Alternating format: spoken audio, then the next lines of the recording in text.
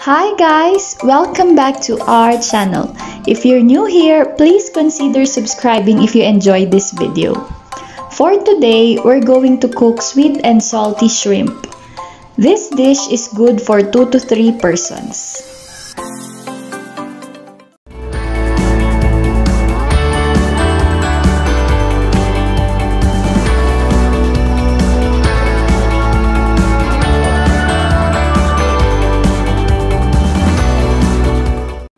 The complete list of ingredients and procedures can be seen at the end of the video, so please keep watching!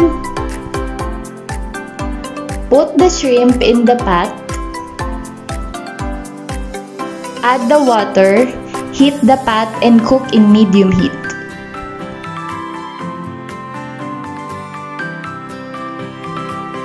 Pour the oil.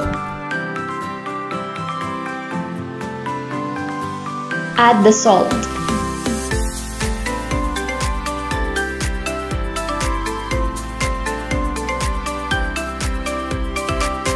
Add the sugar.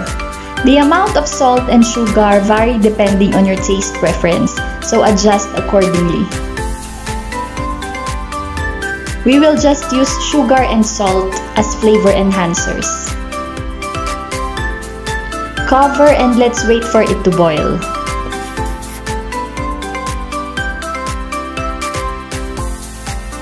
Taste the food that you're cooking so you can check if you still need to add salt and sugar.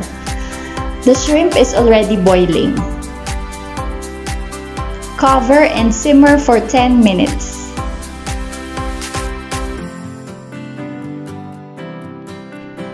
After 10 minutes, add the green finger pepper. Cover and simmer for another 5 minutes.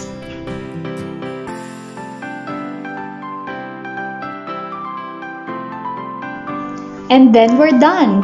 Sweet and salty shrimp. Easy, simple, and delicious. Try it now! Happy eating! Feel free to like, comment, and share.